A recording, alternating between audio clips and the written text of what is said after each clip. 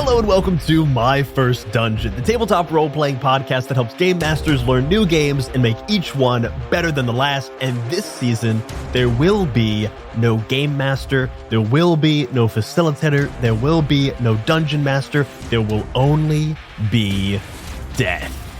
As we watch a group of intrepid cats seek a glorious demise in 9 Lives to Valhalla! My name is Brian Flaherty, and I will be taking the mantle of death in this game, and I'm joined by my 5 ferocious felines, Michelle Chan Bennett. Meow. Elliot Davis. Meow. Abby Hepworth. Meow. Carolyn Page. That was a long one, unexpectedly long one, and Chinook DeSera. How the fuck am I supposed to follow that shit? Meow. Meow, see? Meow.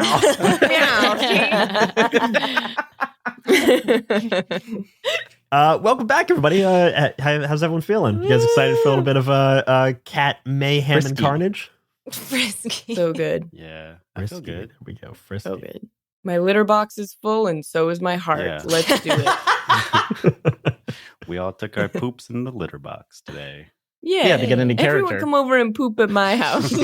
Yeah, if we had to get into character. you're getting into character, you got to poop in the litter box at least once. Cool. So we're going to be going through character creation and session 0 stuff. But to start us off, let's just do a quick refresher of the game mechanics for this game. It is pretty simple. All your cats are going to have a number of features, but the main ones are going to be their 4 stats. Those stats are brutality, viciousness, cunning, and ferocity. General idea is brutality is force and hardiness, so kind of strength and constitution. Viciousness is precision and finesse, which is more of like a dexterity type thing. Cunning is your anticipation, your machinations, your scheming. So kind of an intelligence, charisma type thing. And your ferocity is your instinct and your reactions, so kind of a intelligence, a dexterity type thing. You will have those 4 stats. Each of those stats will be denoted by a certain polyhedral die. So it could be a D4, D6, D8, D10, or D12. Anytime we make a roll in this game, something will die. It could be your cat. It could be the thing your cat is fighting. And that thing that your cat is fighting could be a thing, or it could be an object, or it maybe could be a concept. We don't know. We're going to see what happens. But regardless what happens, the same thing will happen. Your cat will choose 2 dice to roll based on those stats, whichever you think most apply. You'll roll those 2 dice, and you'll take the highest number. I, as Death, the game master, will choose 2 dice myself based on what I think best applies. I'll roll those. It's just highest number wins. Anytime someone ties, both things die. So that could be both creatures. It could be your cat and the idea of something. Could be anything.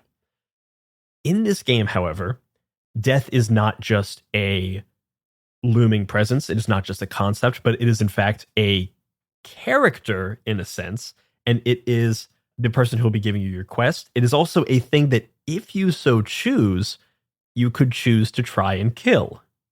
So at any point, one of the characters, I just saw Michelle's face. If you wanted to, you could try it.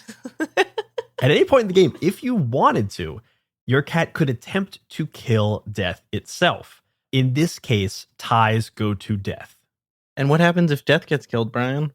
If death gets killed, the cat who killed death will assume the mantle of death. So if you kill me, you then become death, and i.e. become the game master. Yeah. So take it. So take it with a grain of salt and know that if you choose to go by this route, because I know all of you would like to do this chaotic thing, it also has a bit of responsibility tied to it. So think it through should you choose to do this. There are some other mechanics and things that your characters will be able to do. We'll go over those once we get into the character creation proper. But to start us off, I just want to do a quick check on safety tools for this game, lines and veils. This is a classic safety tool we use here in My First Dungeon. Lines are things we do not want to see in this game. Veils are things we're okay existing in the world, but we'd rather kind of keep off screen. And just to start us off, since this is a game of cats seeking glorious death, we will obviously have to have cats dying. But as a proud owner of 2 cats, I don't particularly want to have overly dramatic, realistic, brutal deaths of cats because I love my 2 little baby boys too much. So, so that's my kind of veil off-screen thing. But I think if we approach it in a way of we're seeking a glorious death, we should be fine. Is there like specific things that you would like rather us not use?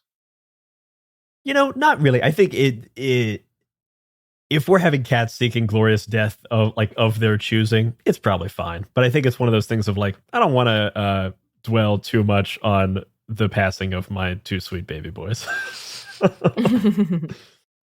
They'll never see glorious death, only treats and snuggles. Yeah. I swear to God, if I see a single dog tonight, I'm gonna lose it. No, I don't know. Did you guys see the Frenchie in the playbook? Yes. Yeah. Yes. funny. It was like Nemesis found, Nemesis identified, and then it was a charming little Frenchie. Which I love too, because In a I was hoodie. like, that dog definitely didn't exist when Vikings were around. It's like of all the, Oh, this of is all a the post-apocalyptic. dogs Good point. Yeah. Yeah, this is post-apocalyptic. This is we exist in a world after humans have long since vanished. We're going to kind of exist in a world of almost like cities being overgrown and reclaimed by nature, and cats have assumed their rightful mantle back at the top of the food chain. Well, 2027. Exactly. Does anyone else have any lines or veils they'd like to address for this game, either on mic or we can cut it out off mic? I kind of don't want to hear about animal sex. Okay, cool. Fuck. Which you should have told me that before. Yeah. unpopular opinion. They can be horny. We just don't want Um, don't want them. I don't want to be. They can be horny, but they have to be repressed. Yeah, repressed and horny. Yeah, these cats are going to be focused. These cats are going to be focused on achieving their glorious demises. So great. As always, lines and veils and safety tools. It's a fluid line. It's a constant communication. So if we're playing the game or anytime the rest of this conversation, you realize there's something else that you want to add in there, throw it in, and we'll make sure the game's fun for everybody. Because that's what safety tools do. I have a question about the world. Yeah. Like this is in like a Viking analog world, right? So there aren't like machines. This is like a post-apocalyptic world. So it's like present day stuff exists, but most of it has like cities have been grown over with vines and trees and stuff. Machines probably exist, but they don't really work anymore. Like I don't think cats or anything is like using them, except like maybe here and there as like relics almost. Okay. I think like a machine to cats and dogs and birds and things in this world is like what's that quote about science fiction? Like sufficiently advanced technology is akin to magic. It's kind of that. Right. Okay, cool. You guys ready to make some cats? Meow. Woo. Yeah. Let's Meow. make some cats. Meow. So the first thing everyone's got to pick is a very easy one. We'll start with the easiest one. What's your fur color? Anyone want to throw something out there first? Well, okay. I have 2 concepts for characters, and both have very different fur situations. Yeah, go for it. Hit us. One is a snowball cat, like that, like real ritzy white cat. Yeah. Real floof. Yeah, you plan to play a full white cat, dude? Of course. Yeah. All right. Okay, never mind. One of them is the chunky gray cat with the little ears that are folded on itself. A Scottish fold? Yeah, Scottish fold. And the other one is a hairless cat. Ooh. I like the idea of a hairless cat. That's fun. My idea is for a gray cat. And I think having a hairless cat is real cool Yeah. visually. I like Cool. them. Go for the hairless. Abby, you have any ideas? I kind of wanted to be a Norwegian forest cat. Where's a it's Norwegian forest cat? You gotta Google them. They're They're beautiful, but they're basically like Maine Coons, but they Oh, sure. live like out in the wilderness. So they're huge, extremely fluffy.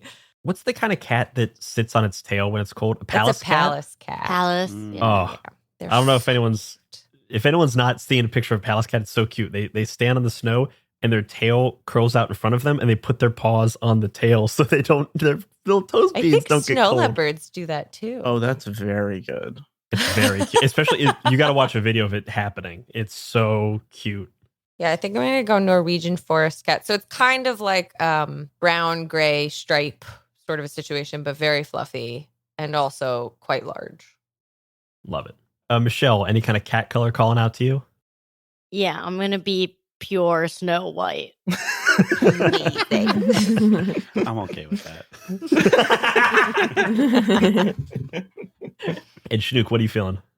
I was gonna pick like a long-haired, like black cat. Nice. My friend Lauren has a long hair black cat named Hank. Shout out to Hank. Shout out Shout out. Hank. Shout out to Hank. Shout out Bart. Shout out Roy. Shout out. We should shout out all the cats we know. Yeah, I just want to be a classic American short hair, gray, stripy cat who's very, very tubby. Just a tubby guy. Tubby. He's Real tubs. round boy.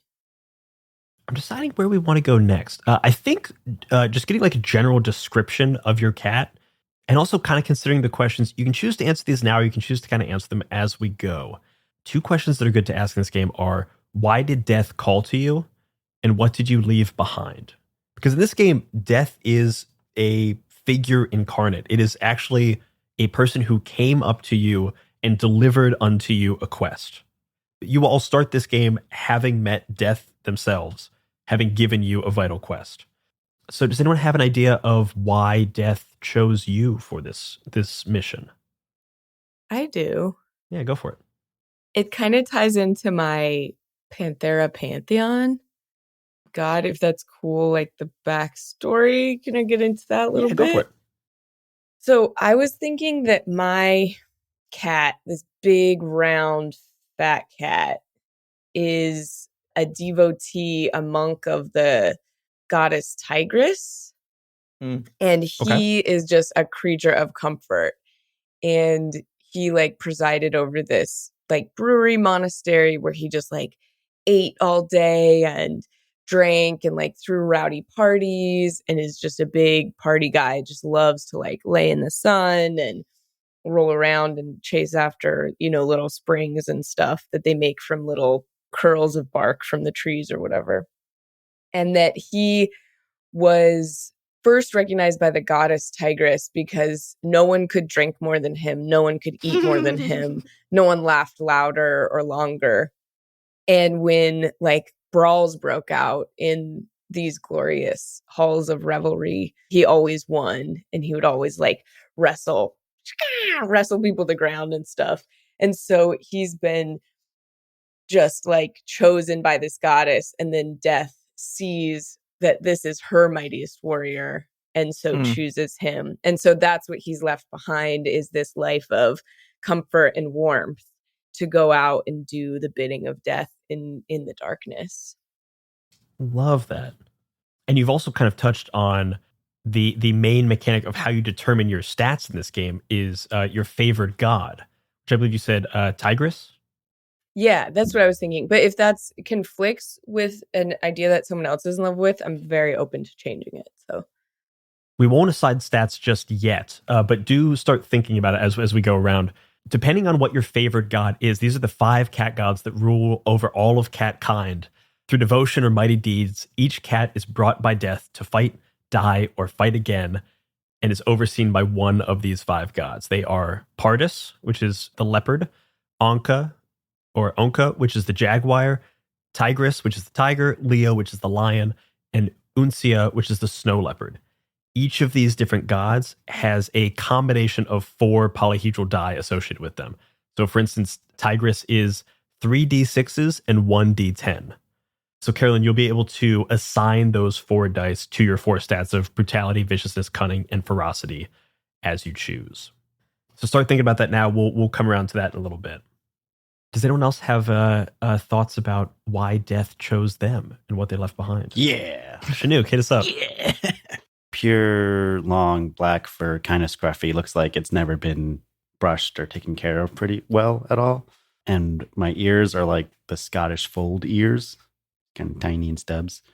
and it looks like my tail was like cut off, or like someone like bit it off or something. And death called upon me because I think my cat kind of grew up outside of larger societies with a bunch of dogs and other animals in a way, and like had like a twin brother that was a dog. But then upon finding our little civilization, we were like pitted against each other, and my dog brother or sister, my twin, they're out in the world, and death called upon me to go hunt them down and kill them. Holy shit. Jesus. Damn. That's metal. What's your twin's name? Oh, my twin's name is Anura. How do you spell it? Anura. And you grew up with Honora. You played with them. You loved them. How would you go about tracking them? Like, do they have a specific thing they like? Do they have a certain smell? What's kind of your instinct of how you're going to find them? Yeah, I think I know what they smell like, and like growing up with dogs, I like have a heightened sense of smell, and like I know like the habits that she has. Yeah, like I know like her favorite foods and like the time of night that she hunts and all that stuff. What does she smell like? She smells like sweet peaches. Not like wet dog. Not like wet dog. I No, think she Well, then she good. gets wet. I think my cat smells like wet dog. Gross. Your Yeah. cat smells like wet dog? Yeah. Love it. And my cat's That's name cute. is Sarath. And what are your pronouns? He, him. Love it. And then have you looked at the favored gods? Do you have any inkling of what god your cat may be following? Yeah, I was gonna pick Pardis. Nice. The leopard, twin of Uncia, the smallest of the panthers, but the most adaptable. That means you will have 2d6s and 2d8s to apply to your stats. So start thinking about where you want to put those now, and we'll keep going around the table. Does anyone else have a thought on why death called to them? I got one. Yeah, Elliot, go for it. So my cat, whose name I haven't decided on yet, is a hairless cat, and he's very kind of smarmy in stature. He sort of got a hunch, and he took a long pilgrimage into these deep, cold tunnels to places of great power because he's a devotee of Uncia, and he likes to take catnip and have mystical visions to communicate with Uncia. And it was at the deepest depths of this cave, which was a Petco, that he met death and was called to adventure. And what are you leaving behind?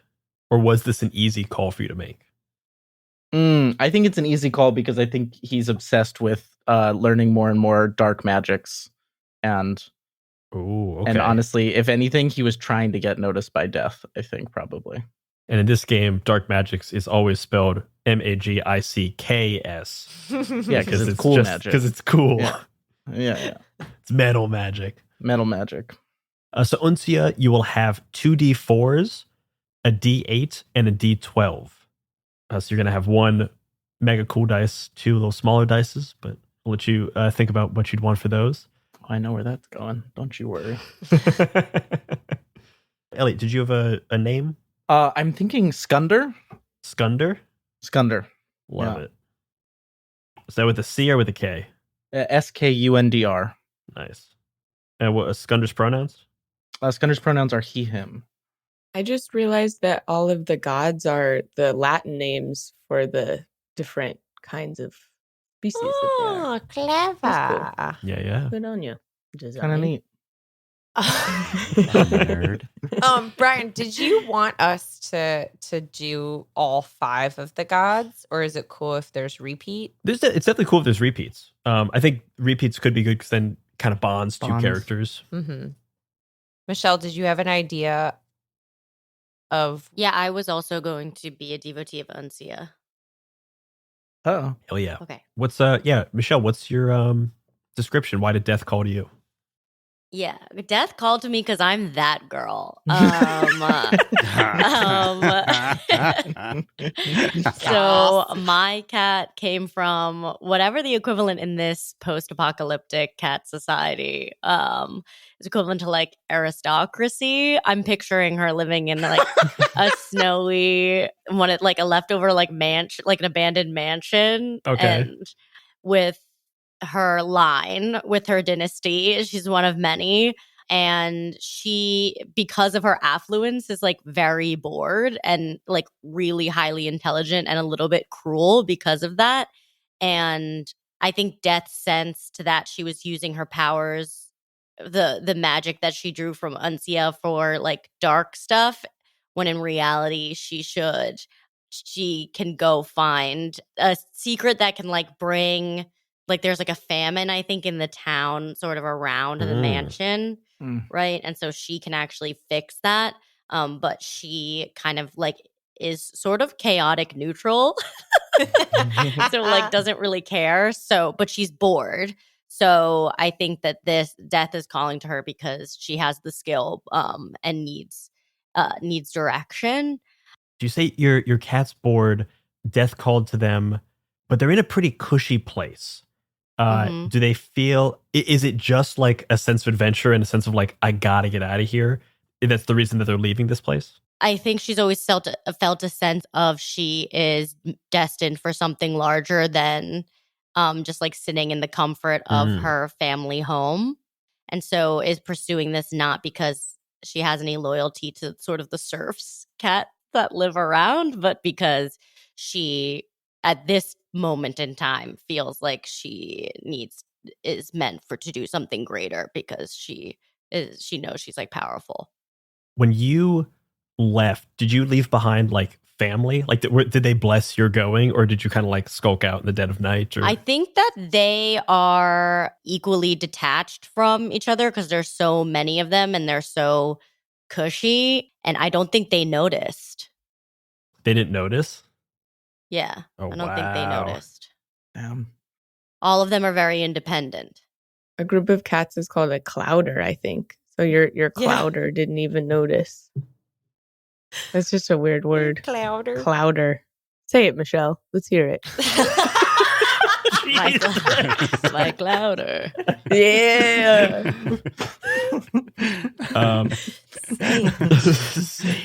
I feel like Carolyn looked up a bunch of. Are we legally? Can we only No, say dude. clouder? Yeah. We're just going to refer to this group as a clouder. I love it. The chaotic clouder.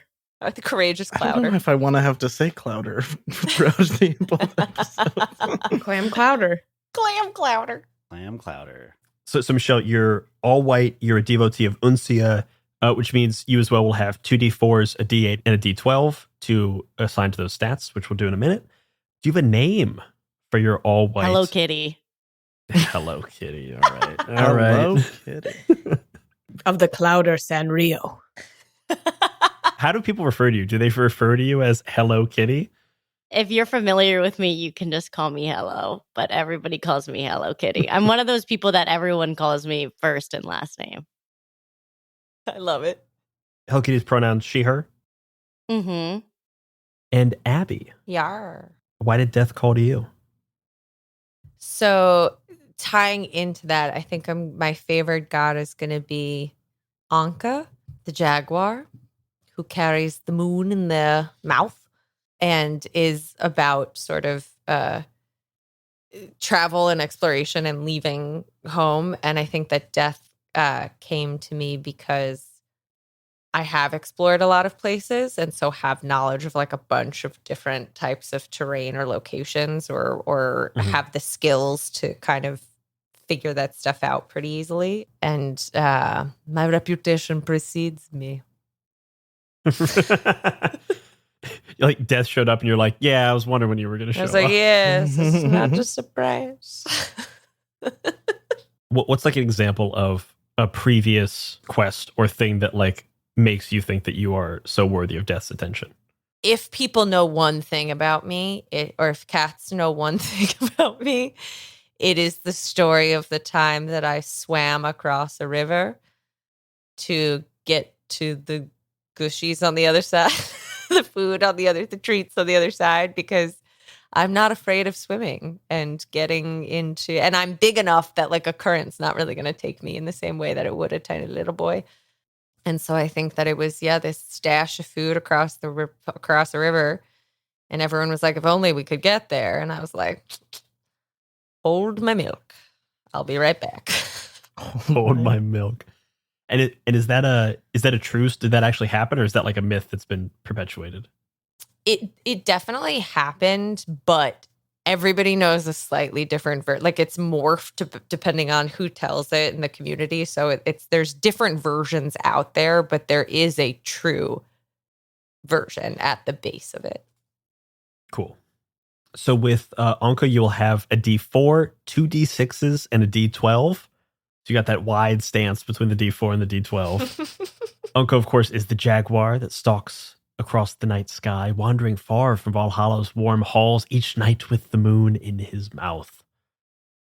And then what are you leaving behind to go on this mission, this calling from death? I think every time because she doesn't really stay in places for very long, but that is starting to weigh on her a little bit. And so the thing she is leaving behind is, and has done this many times before, but it's more and more upsetting, is the idea of actually forming like a community and a connection. So she's, again, setting out in a group, feeling like, okay, well, I have to give up the things that I might want to do for the greater good. And I'm thinking on her name. Would you like us to come back? Yeah. Also, Carolyn, what did you say your name? I did not, but it's Mr. Tumbo. Mr. Tumbo. They call me Mr. Tumbo. And I have a big white belly that's very soft. Oh. And I will let you pet it. I'm one of those cats. It's not a trap. It's not a trap. In fact, I insist. I insist. I will go like this on my back until you do it. For the audience who can't see, I'm doing exactly what you think I'm doing. Wait, can I change my name? Yeah, what do you want to change your name to? Bulla. Bulla? It means dog in my language. I like that. Is Bullah? Hell yeah. Yeah. Yeah, if you want. Hell yeah. And Elliot, what was your name? Skunder. Right to me. Skunder. Yeah. Kind of name you want to brush your teeth after saying. Yeah. Skunder. What? Great line. I think I'm going to go with Inga. Inga. Yeah. Yeah. And Inga's pronouns? She, her. Since everyone has their attributes, let's go around real quick and assign those stats. So you have the 4 stats that are given to you by your favorite god, and you can assign them to brutality, viciousness, cunning, and ferocity. I just had a note because I'm looking at the weapons, and so you don't have to, but you might want to assign your stats to the kind of weapon that you have, so that's like the stronger one. Does the game even work like that? Let's You know what I let's mean? actually, no, that's a good point. Let's look to, before we assign our stats, let's go ahead and also choose the weapon that is your mastered weapon. Every cat is the master of a certain style of weapon. You choose that style and you embrace its nature. The Panthera may bless you with additional mastery or further refine a style you already have to greater heights. You should name and describe your weapon. They're an extension of your will. This is an epic, grandiose game. I want some epic, grandiose weapon fucking titles. A cat may choose to use a weapon they have not yet mastered, but it's likely to break under the unbridled might after a single use. So the weapon that you choose is the weapon that you will likely be most using. The main weapons in this game are dual weapons, which use brutality and viciousness. These allow you to parry and strike with weapons akimbo, precise and strong. Each weapon has things that it employs, which are 2 stats it employs, and are effective against certain types of enemies. So dual weapons in this case are effective against giant and armored foes. We also have single weapons, great weapons, bows, fang and claw, and dark magics. Again, magics with a K, CK. Of course. Of course. Just got to make sure everyone knows that. Anyone want to start us off with what weapon you would like to be the master of? Dark magics. Michelle coming in with dark magics. Somebody had to do it. I was going to say it's too cool to not have that one. Dark magics employ cunning and ferocity, so you may want to use one of your higher stats in cunning or ferocity. Piercing energies and dooming hexes of madness and despair. They are particularly effective against tricky or against magic foes. Michelle, since you can't really name dark magics, though I guess you could, is there a word of great importance, like a magic word that you use when you're casting your spells? No, I'm completely nonverbal.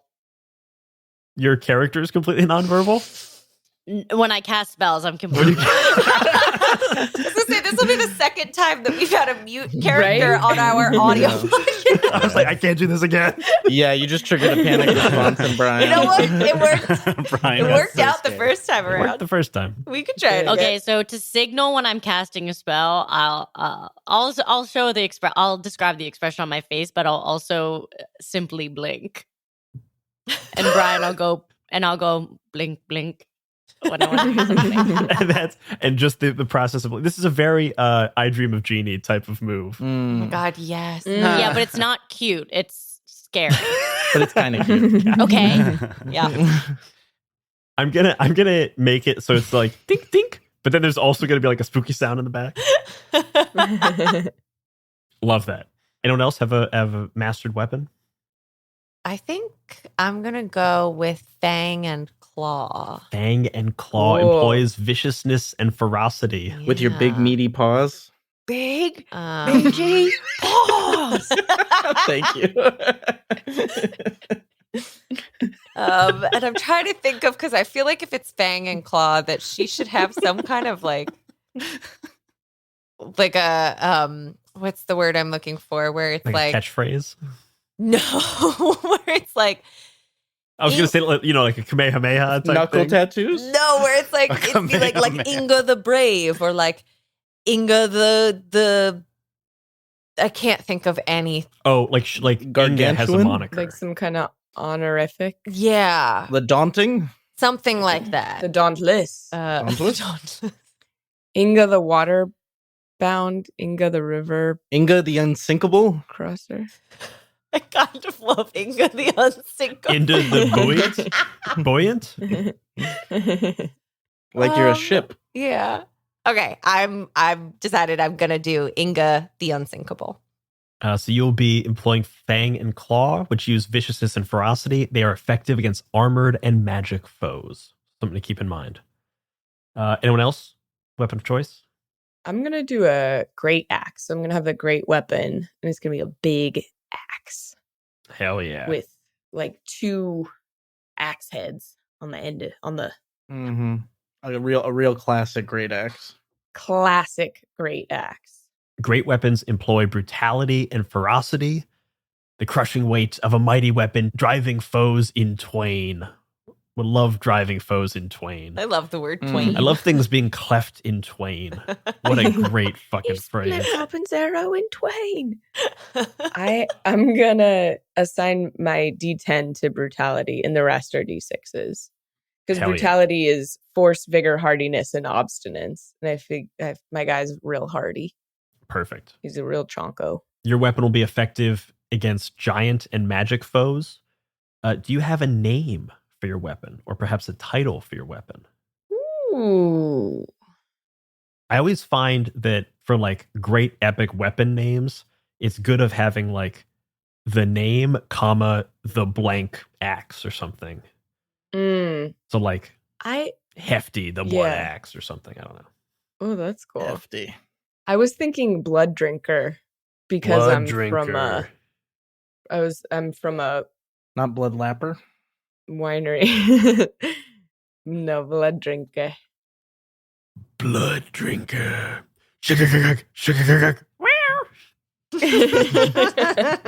I'm telling you, I'm willing it into being. We're gonna have Behold do the theme song for this, and it's gonna start off with that classic like metal. You just hear the hi-hat cymbals.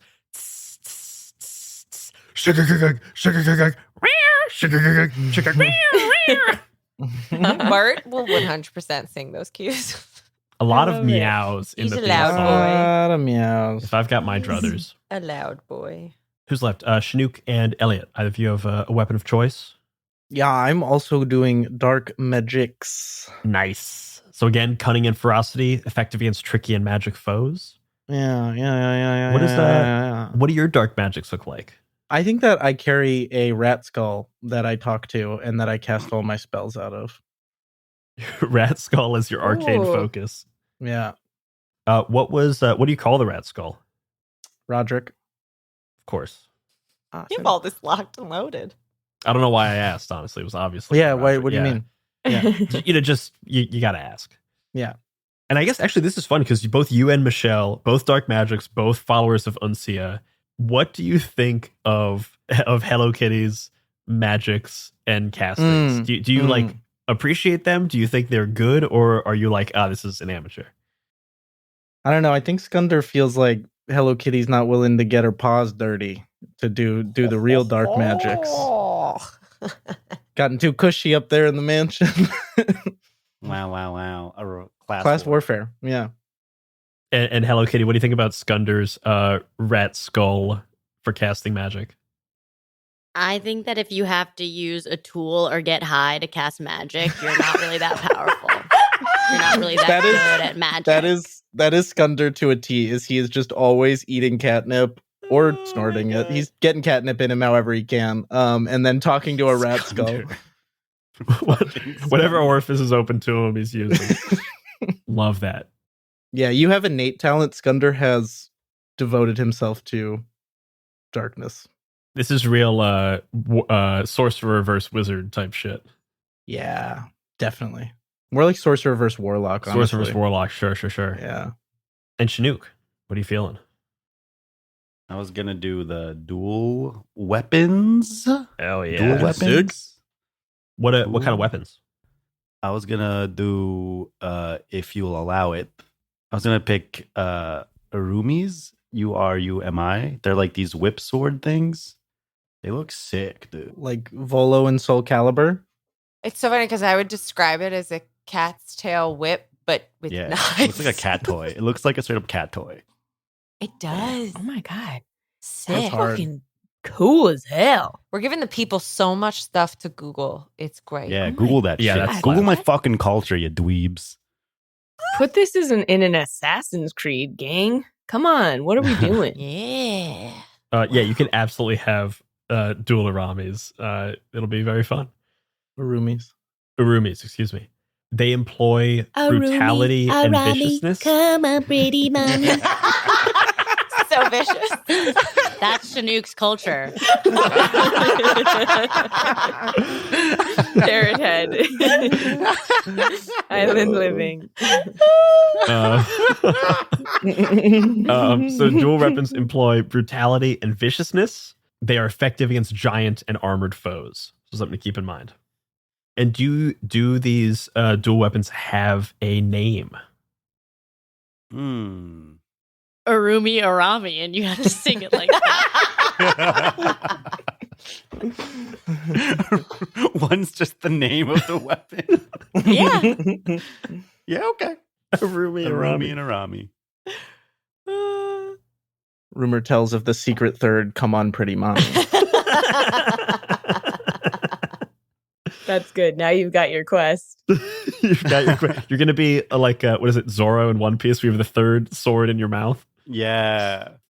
The Details of Our Escape is a new tabletop role-playing game from award-winning publisher Possible Worlds Games. It's a creative collaboration between game designer Tyler Crumrine, comics artist Linnea Stirta, and multidisciplinary author Renee Gladman. It is one part rulebook, one part art book, and one part speculative fiction. Played with dominoes instead of dice, players control a caravan of over 2,000 people in search of a new home. What they're leaving and what they'll encounter is up to you. Which party members make it to the caravan's final destination, however, is up to fate.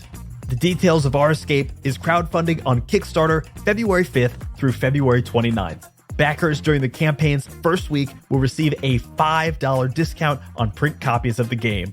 So head on over to bit.ly/detailsof to support this game. That's bit.ly/DETAILSOF. So now that you have your mastered weapon, you have a better idea of where you can assign your 4 attributes: your brutality, your viciousness, your cunning, and your ferocity. So I'm just going to go around real quick and we'll just say what you'd like to assign to each. Carolyn, I know you already said you're going to do your... what are you going to do? I'm going to do brutality D10, Mhm. viciousness D6, ferocity D6, and cunning D6. Awesome. Elliot. D12 ferocity, D8 cunning, D4 viciousness and brutality. Hell yeah.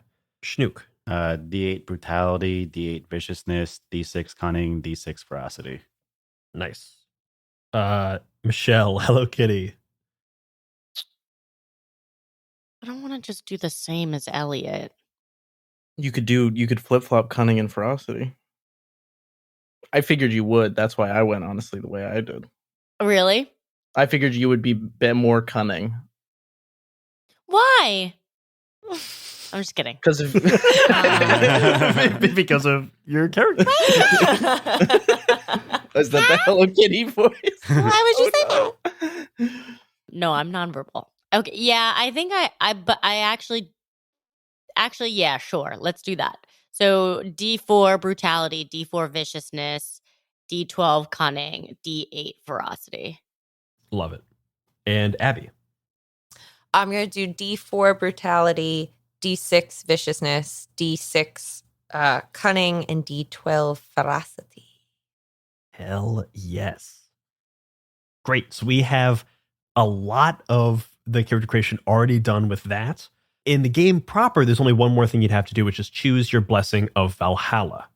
For most games of 9 Lives to Valhalla, you start with one blessing of Valhalla, and every time your cat dies and visits the gates of Valhalla and is hoisted by the Valkyries up to the gates of Valhalla, you are repelled from the gates because it is not your time to reach your final death, but you are given an additional blessing of Valhalla. So with every death, you'll get a little bit stronger. However, because we're doing a one-shot, I don't want us to start on every cat's first life. Mm. Come on. So what I'd like to do... Ryan. So what I'd like to do, everyone can choose. You can either choose to randomize this by rolling 1d6 and adding 3 to find out how many Adding lives... 3? Oh to my find out God. how many lives you have left. Oh, left. Okay. Whew. Or you can choose how many lives you have. But keep in mind, for every life you have lost, you will get an additional blessing of Valhalla. So if you choose to only have 2 lives, you're going to start the game with 7 blessings of Valhalla. But also keep in mind that every time I ask you to roll the dice, something dies. And that could very well be your cat. What is something? Like, is it just like, could it be like a nearby blade of grass? Like, what is something? It is whatever you are making the roll against. So essentially, if I'm asking for a roll, it's generally going to be an obstacle that you're coming up against, or it is something that you are having to face. So it could be you're fighting some like armored crabs, and you're going to see which one of you wins in a fight. It could also be you're trying to swim across a river or leap across a ravine, and if you fail, you die. Of course, then we will have to figure out what happens if you kill a ravine. What does that look like? And we'll kind of navigate that as a group. Nothing much. Nothing much. Yeah, You know what that looks like. Everybody knows. Come on. You know what? That was a Yeah. bad example. I'm sorry. I in the moment, I couldn't improvise. I'll just go around the table. Elliot. Yeah, I'm going to roll. You're going to roll? Go ahead and roll. Yeah, up to the gods. Oh, that's a 6. You rolled a 6. So you're starting with the full complement of lives. Go Damn. off. Not He's just a kitten. That's not what Skunder wants you to think. Skunder wants you to think he's on his like 4th or 5th life, but Let's go this. Awesome. Carolyn, Mr. Tumbo. I rolled a 1.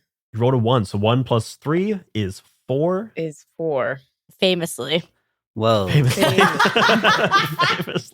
so you've died 5 times? I've died But 5 you're so times. cute. And I'm chubby. very cute. 2 of them Yeah. have been just drinking related. A glorious drink. that's the best. glorious. In there, drinking. brother. Glorious drinking. Yeah. So Carolyn, you've had 5 deaths thus far. Give us one of them, and keep in mind that every death in this game has to be glorious and epic. It started at dawn. We cracked open the casks of mead and drank and drank and drank. And then we fought and drank some more. It was glorious. I only know that because as I looked down upon my dead body, I could see everyone around me was fucking cheering because I'd just done a cool keg stand. But I was blacked out as fuck by then. That's how I died. Excellent. One time. It might have happened twice, but no more than twice.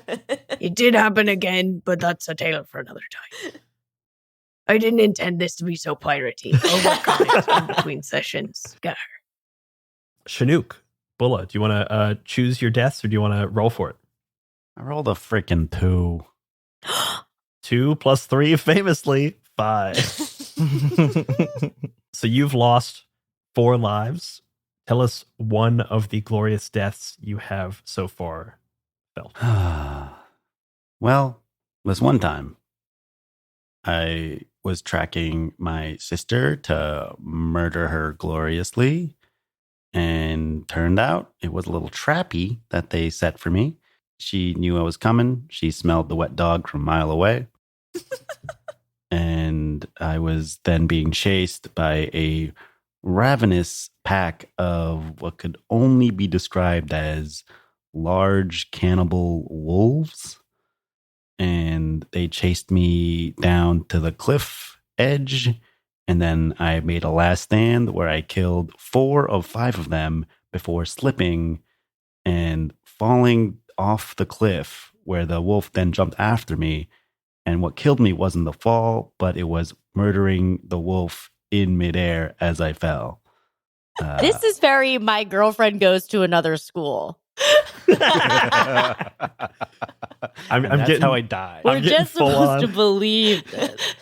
Yeah, you were supposed to believe that this is how I died. I killed 4 out of 5 of them. I killed 4. I made quick work of 4 or 5. I realized I'm very talented and good, and I almost survived. Quick work. It's given me real Sherlock Holmes Reichenbach Falls, taking him over the edge with you. It's truly one of those moments. I saw the moves in like the time paused, and I could like move, Sure. And I was really cool. You guys should have seen it. I wish I'd been there. It happened. Keep in mind, Death has chosen all of you for a reason. It's because you are. It happened. Death knows. Tell him. Dad. Come on, back me up. You were there. You watched.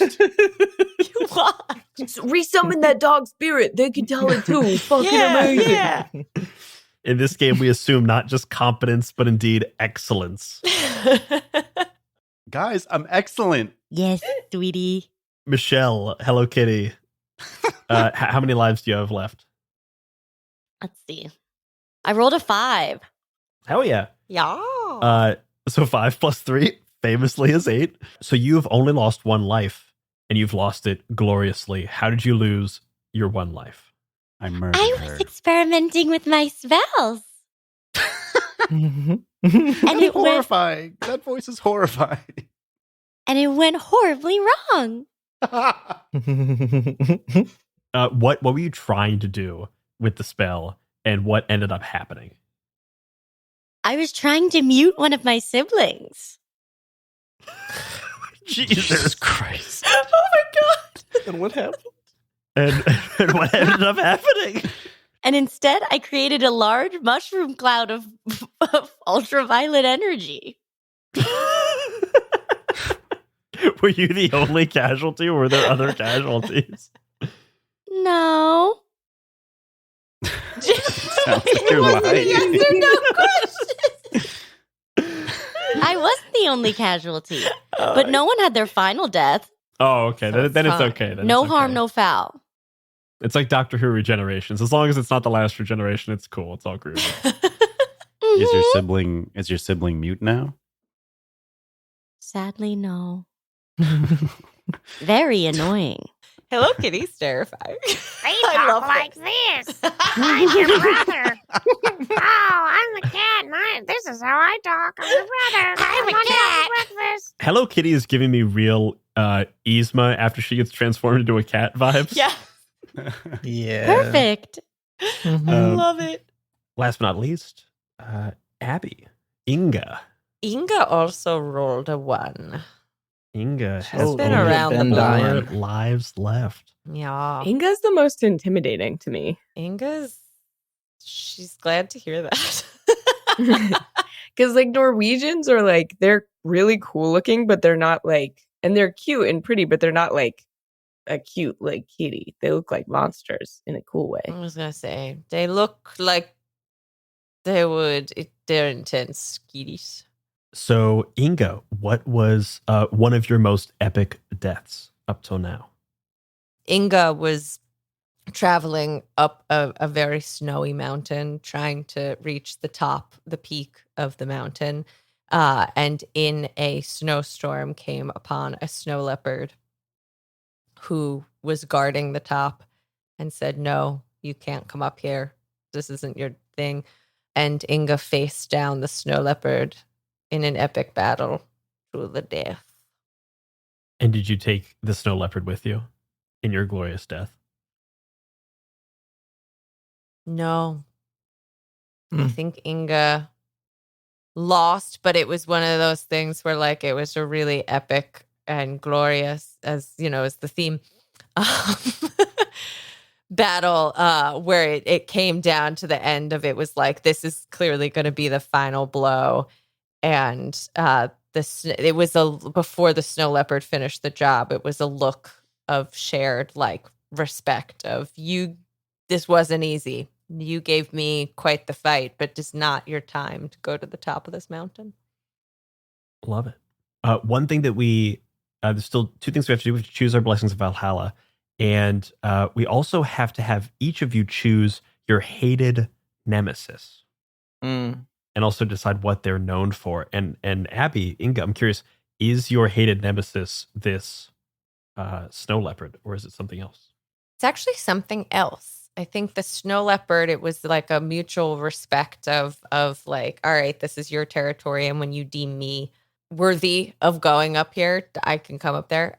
I think that Inga's hated nemesis is someone that she met many travels before, but who just kind of keeps popping up and is like really annoying and likes to recount Inga's stories, but always in a sort of like not giving them due respect, where it's like a funny bar tale where he adds comedic points to it. And she's like, no, it was glorious and you owe me that respect. And he doesn't do it. What's his name? Jeffrey Paws. Mm. Mr. Paws, I presume. Mr. Pauls. And I wouldn't give him that much respect. I always call him by his full name. What kept you from killing him up till now?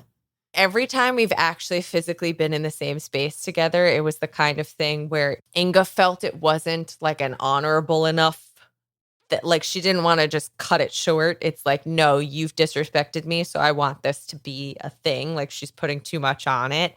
And every time they've actually physically been in a space together, it's like, this isn't just not the right place. And then all of a sudden he'll disappear or she'll get called away. And is he a cat? He is a cat. Cat. Meow, see? Yeah, see? Carolyn, Mr. Tumbo.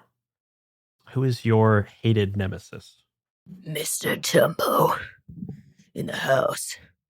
That's what I say to my cat Pearl when she's like investigating something. I call her Pleepo most of the time. I go, Agent Pleepo on the case. So that's a little bit about my cats. I was originally thinking as my enemy, if someone wants to take this, please feel free. I was thinking that there's an ancient artifact that's really terrifying. That's a Roomba, but they don't know that it's called that. But it's like, that could be a hated enemy. I think that'd be funny. But I think I'm actually going to do my hated nemesis is because I'm like this monk that's like about revelry and loves catnip, loves to like lap up a bunch of mead. That there's sometimes the dogs, police dogs, like German shepherds, will come and like sniff out the catnip and like contraband. And so I think my hated nemesis is a police dog. Is it a specific police dog? Yeah, a specific police dog. I don't know their name, but I know their scent, and they're a German shepherd with a clipped ear and like a ridge of a black streak down their back, like a Rhodesian ridgeback, but they're a German shepherd. What do they smell like? They smell like the fucking cops, bro. They smell like they smell like fucking bacon, dude. What do you mean? They smell like Fucking fucking bacon. bacon, bro. They smell like.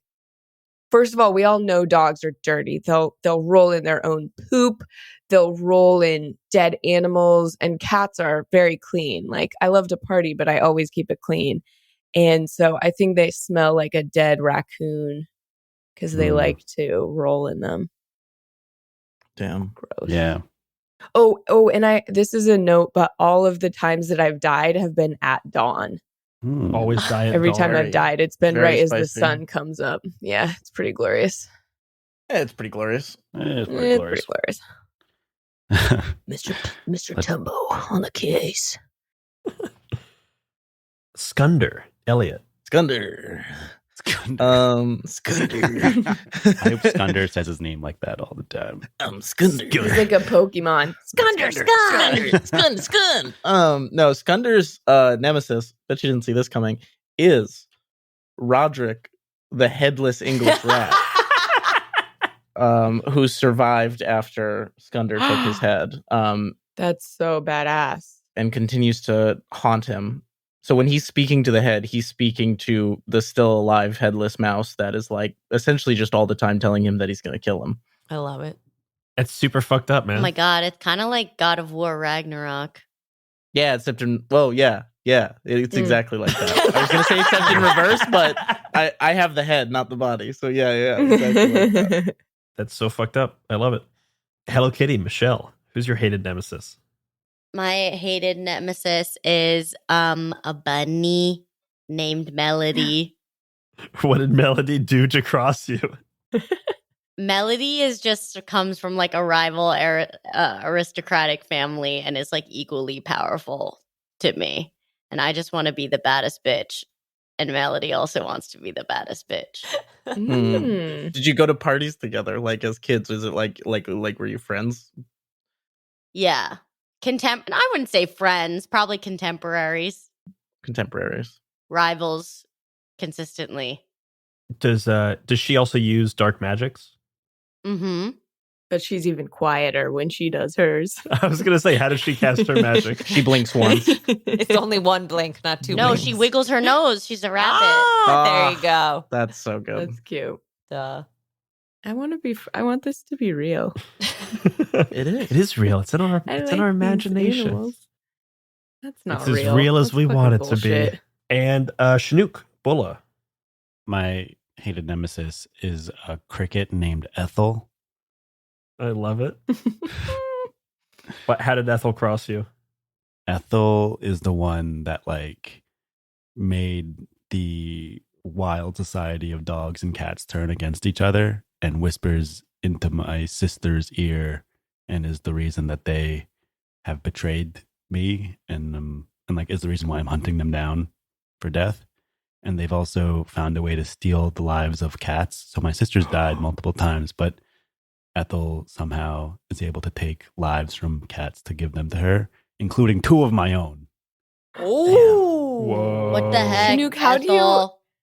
How do you consistently make the like silliest and most like dramatically twisted, like energetically intense game moves all the time? I don't know how you do it. Wild. I got a fucked up little brain. Hey. It turns out the exact opposite of Jiminy is Ethel. I love it. Those are some amazing hated nemesis. The last thing we have to do is choose your blessings of Valhalla. Now, for those of you who have lost lives, you get 1 blessing of Valhalla per death. So everyone starts with one no matter what, and you get one additional blessing per death you've gone through. Just for expediency, I don't want to go through all of their blessings. I'll let you, because there's a bunch of them. I think there's like 20 or 25. So I'll let you look through those on your own time. You can send me them sometime before we play. But just for the purposes of this podcast, can everyone look through and pick one that you think would be something you'd want to use more than usual? I'm, again, not entirely positive I'm pronouncing it correctly, but Blessing of Bubastis's fur. It says, your fur is marked with weird and shifting darkness. Roll an additional d6 when striking from the darkness. Excellent. Anyone else have a blessing that is calling to them? Blessing of ancient witch familiars. Ooh, what does that say? A witch familiar from the age of man has shared the curse of cryptic prophecy. Anytime you roll a 6 when using your cunning, you may ask a question of death, which will be answered in strange, disturbing visions. Hell yeah. Love little witches familiar. Anyone else have a blessing that's calling to them? I'm going to do Blessing of Decapitation. Ooh, what does that do? Again, Fuck yeah. Great Weapon. I already have the Great Weapon, so I'll roll an additional d6 when I use them. Hell I'm yeah. fucking min-maxing this season, baby. Playtime over. It's amazing to min-max a game that has one mechanic. Whee! I'm still going to do it. Let's break this game. Don't worry. By the time we get to, if anyone gets down to like their last life, you're going to have 9 blessings of Valhalla. You're going to be fucking jacked. Michelle, anything calling out to you? Yeah, Blessing of Cold Flame. So gain knowledge of dark magics and the mastery to use them in battle. If you already have mastery over dark magics, which check, roll an additional d6 when you use them. Love it. Amazing. And Chinook, what are you feeling? Oof. I'm going to say Blessing of the Gifted Breath of Mankind's Babe. You may speak as men once spoke. On exactly one occasion, you may issue a simple command to a dog, and they must obey. Oh. Ooh, love Speak it. as men once spoke. Dumb, stupid. I love it. Again, a lot of you have more blessings of Valhalla to choose. I'll let you do that on your own time. So that is it for character creation for 9 lives of Valhalla. We have 5 ferocious felines here. Is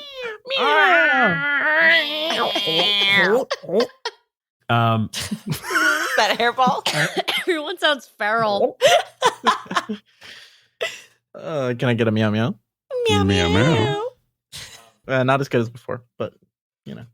So for our game, we are going to be playing an adventure that is going to be at least loosely based on the adventure module, The Wreck of the Murderess, which was released by Gem Room Games. The Wreck of the Murderess starts with you guys on a ship called the Murderess, sailing off to a distant island where there is some kind of something happening there that Death has asked you to investigate and possibly deal with. But that you are on the last leg of your journey at the start of our adventure. You guys have crossed many terrains on your own to get to a port to then sail for many days, if not weeks.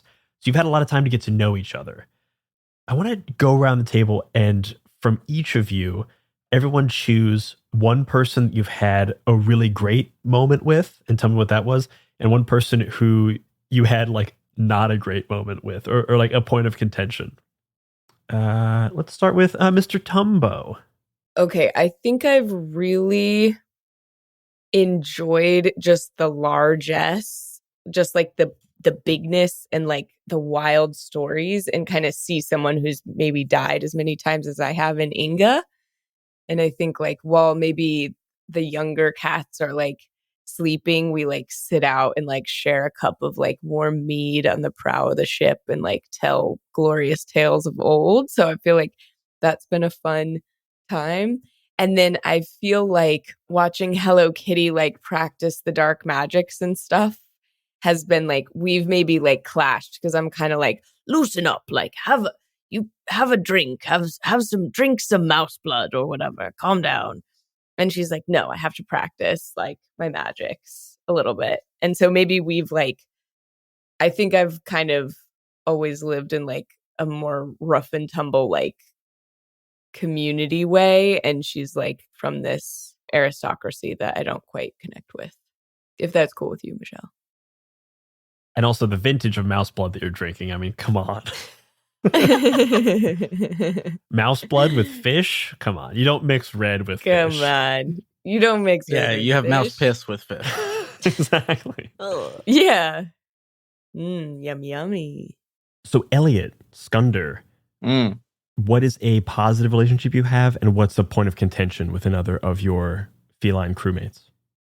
I think that positive is Inga, because I think that Skunder gets the read maybe from Roderick the rat head, or maybe just from like kind of magic sense that Inga has died so many times and has like a deep respect for that and like a jealousy of a number of blessings Inga has. So I think there's like a positive respect there.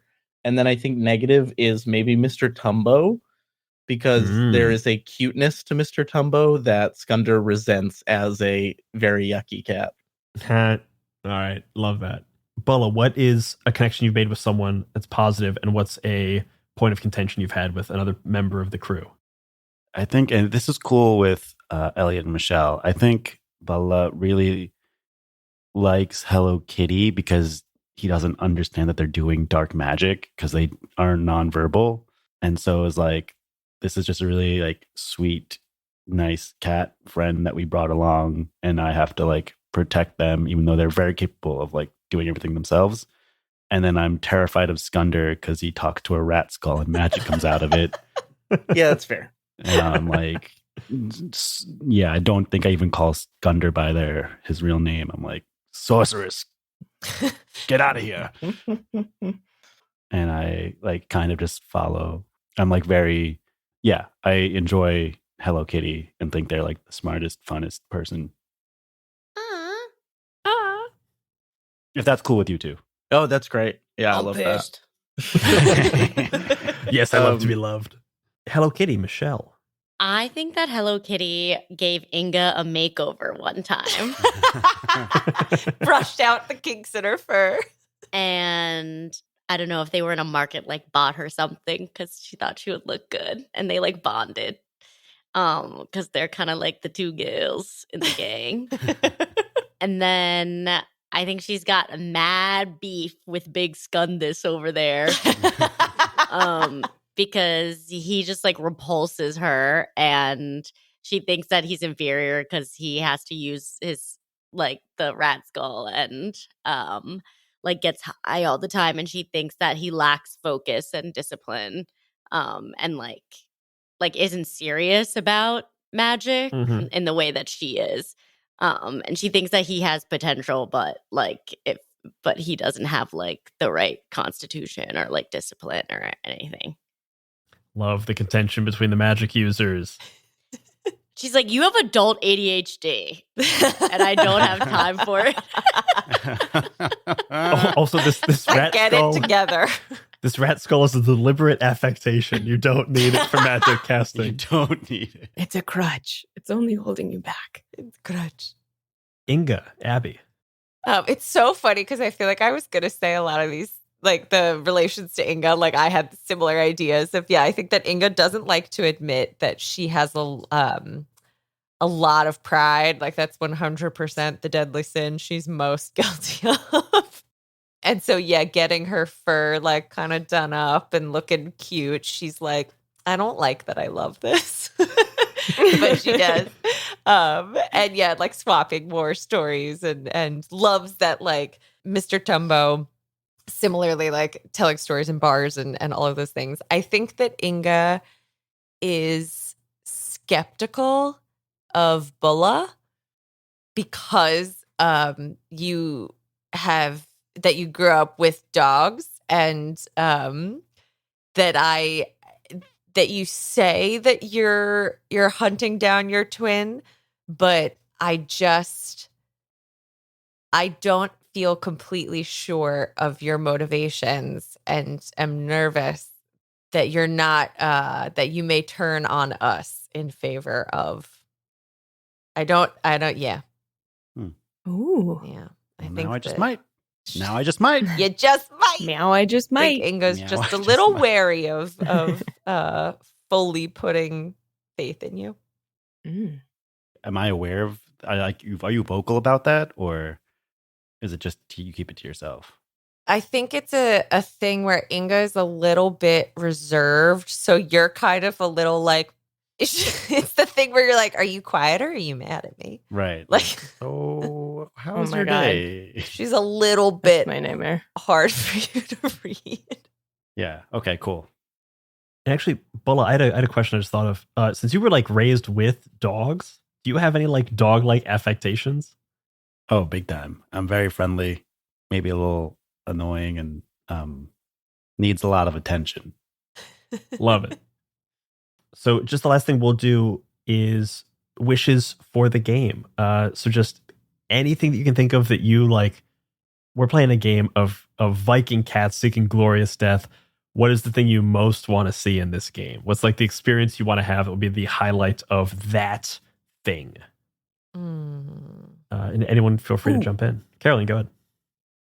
I want like a battle where there's like two chariots like racing along a road, and then it's a chariot battle, and we're like battling on the other ones on the chariots. Chariot Yeah. battle. Yeah. Yeah. Opportunities for cool like combinations for us to do together, like non-traditional battle structures of like not just like we're flying. I don't know. We have wings somehow and we're flying around. That'd be sick. Combo moves. We could throw each other. We could throw each other. like Yeah, like I sky could battle. yeet you. Yeah. Yeah. Some crazy shit, dude. Want to be That's yeeting people. fucking crazy, I just man. want to eat people. I want to get yeeted or someone to Do get. kids still say yeet? What is the opposite of yeet? Isn't there an anti-yeet? Michelle, you're 14. Yes. you, Mhm. you know what the kids like. Do they still say yeet? Yeah, we're saying it all the time. Yeet this, yeet that. You eat that with a little bit of salt and pepper. He, it, Yeet your vegetables. I yeet, ye weed. Michelle, what do you want to see in the game? Tell me if this is out of line, but I want to solve riddles. I love riddles, so I second Ah. this. All right, solving riddles. Perhaps a troll has some riddles for us. Oh my God. Don't tempt me, Frodo. Abby, what do you want to see in the game? Oh, I mean, I second riddles. You know, I love to finagle a mystery. Maybe some betrayal. Not necessarily PvP, But some betrayal. but some Ooh. betrayal. Some betrayal could and be interesting. intrigue. What's PvP? Oh. Player versus player. Oh, I figured that out in my head as you, and then you answered, and I was like, You're like, just yes, waited yes, 3 yes. more seconds to crack that. Wide open. That's a riddle for you. That's the riddle right there. That's the first riddle. Okay, well, clearly I'm very good at riddles, you guys. I love it. And Elliot, Skunder, what wishes do you have for the campaign? I just like love mythic battles in like video games and stories and stuff. And so I really want to fight something that has like scale, like a God of War battle kind of scale, like a really love big that. fuck off monster that ultimately gets taken down in like one epic move. You're talking like kaiju battle, Shadows of the Kaiju Colossus. level battle where you're like, you know, like old Prince of Persia games where you're like climbing up and you're hitting the button to keep climbing and all that. 100%, Yeah. 100%. Love it. And that is all for this episode of My First Dungeon. Tune in next time to see these ferocious felines seek a glorious death in our game of 9 Lives to Valhalla! Bye-bye, everybody. Meow, meow. Yeah.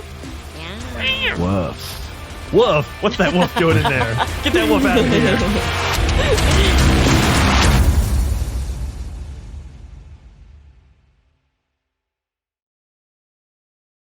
If you're hearing this, that means you listened to every last second of this episode. And if you simply cannot wait until the next episode drops, you should head over to patreon.com/myfirstdungeonpod and become a member of the Dice Pool. Fresh! For just a few bucks a month, you'll get cast talkbacks, original games, and a full-length bonus actual play each and every month. As of the end of 2023, there's already over 20 hours of bonus audio, plus a whole bunch of other goodies to enjoy. So head on over to patreon.com/myfirstdungeonpod and jump on into the Dice Pool. We'll see you there. Splash!